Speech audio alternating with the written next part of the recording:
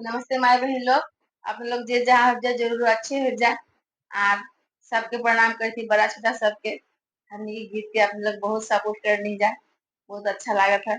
हमने गीत जरूर सुनब जा और हमने ये चैनल के सब्सक्राइब करब जा। आप लोग से ही विनती है। बहुत बहुत धन्यवाद कर जी गीत गाए जाते जा। राधे रे रुक्मिणी दुनु रे बहिनिया की मिली जुली न चले गंगाया स्नानवा की मिली जुली चले गंगाया स्नानवा की मिली जुली ना।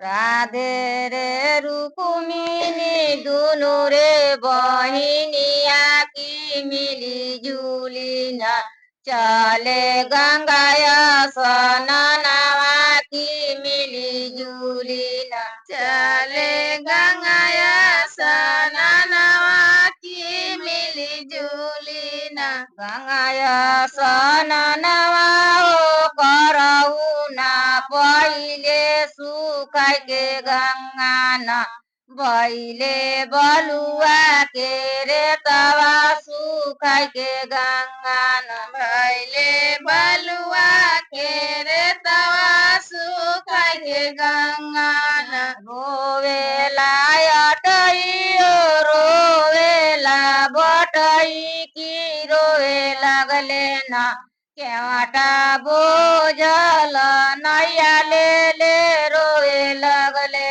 न केवट बोझल नैया ले रोए लगले ना। केवटा बोझल नैया ले रोवे लगले न केवट बोझल नैया ले रोए लगले ना। राधे के कोई चाओ दुई लंगा पुलवा लगर के राधे न दियली गंगा के चकिया लगर के राधे न दियली लादंगा के खोई चाल कर के राधे ना।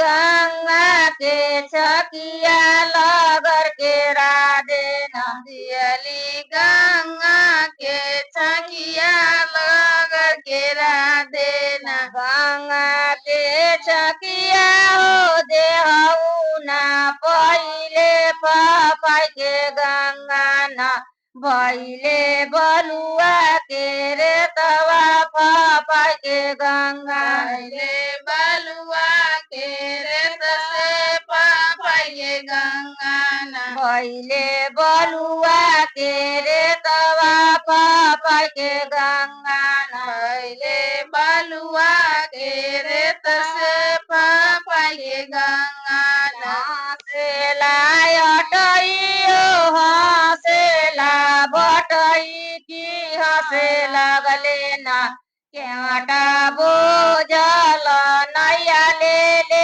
हँसे लगले न केवटा